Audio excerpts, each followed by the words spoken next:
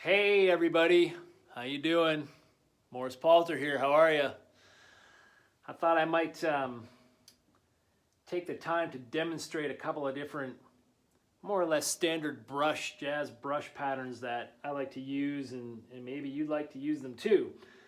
I sort of get my inspiration of brush playing from a lot of different places, obviously watching a lot of drummers and listening to recordings and from method books. And I guess my favorites, if I had to pick them, would be, Ed Soph, Adam Nussbaum, John Riley, the late great Philly Joe Jones, who had a really fabulous method book called Brush Artistry, which has sort of been long out of print.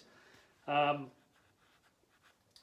of the things I think is important is that when you're playing brushes is to not play them like you have drumsticks in your hand. So you see a lot of that times with like brush playing, it's like you're just like doing the same kind of stuff you do, but when you have drumsticks, which is sort of, I think, missing the point of, and certainly the potential of what you can do with brushes.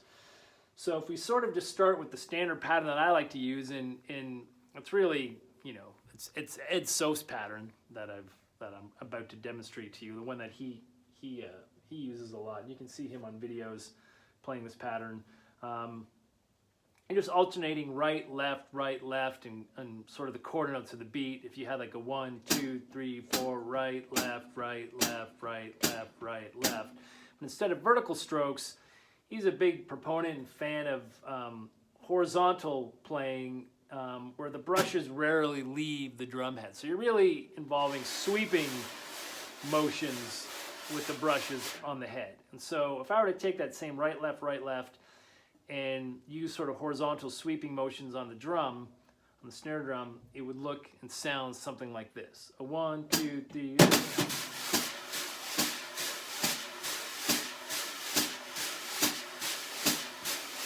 1, 2, 3, 4.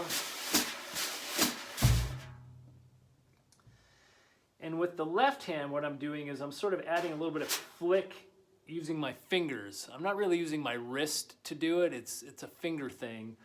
And so you have like 1, 2, 3, 4, 1, 2, 3, 4, 1. That gives you a bit of an accent on the 2 and the 4 without having to lift the brush off. And so again, it's something to practice, that sort of flicking.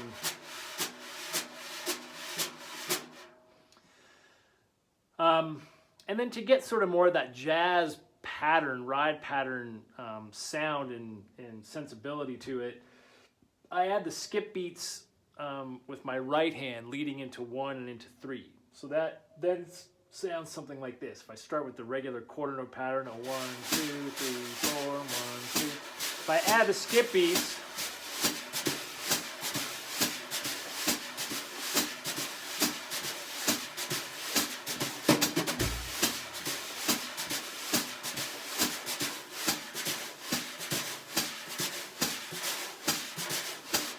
and it's really just flick like that. 1, 2, 4. And I would say that is more my wrist sort of doing a sideways motion. 4.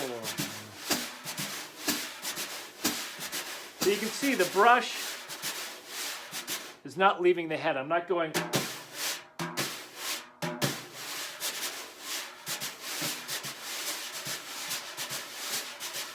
100% of the time, the brush is touching the drum head. So that's sort of one standard pattern that I like to use, and it works great at mid to even up-tempo things. If I sort of slowly speed the tempo up, a 1, 2, 3,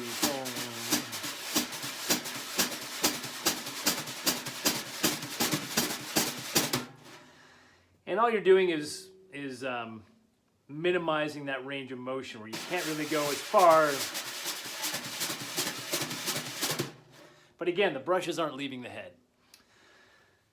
So I like to combine that standard pattern with another standard pattern where instead of separating the 1, 2, 3, and 4 quarter note beats between right and left, they're all on the right hand. So that I do that by sort of doing small circles at the top of the drum, counterclockwise, And I put a little bit of pressure as I come off of it, just to give me the accent. 1, 2, 3, 4. Again, brush isn't leaving the drum. And what that allows me to do, playing all the beats with my right hand, is it leaves my left hand free to put the skip beat before any of the beats. And so that could sound something like this. If I do this standard pattern of 1, 2, 3, 4.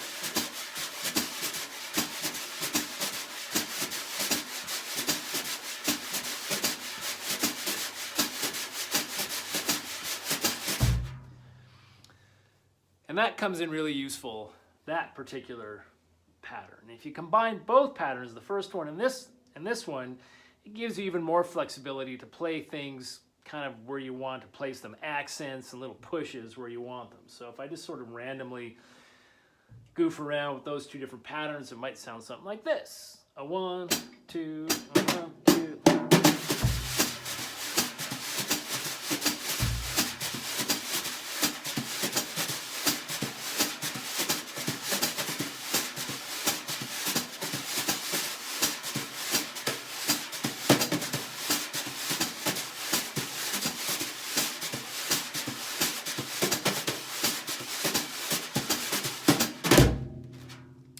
So again, a lot of flexibility and a lot of potential with those two different patterns.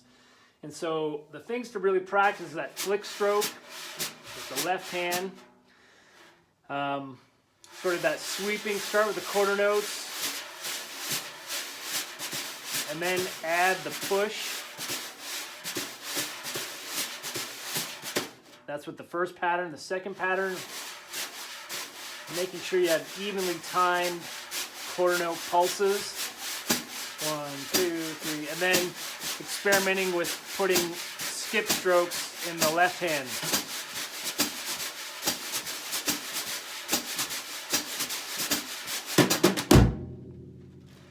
All right, I hope this is of some help for any of you, and if you like the video, please be sure to click like, and if you like my channel, it would be great for you to subscribe.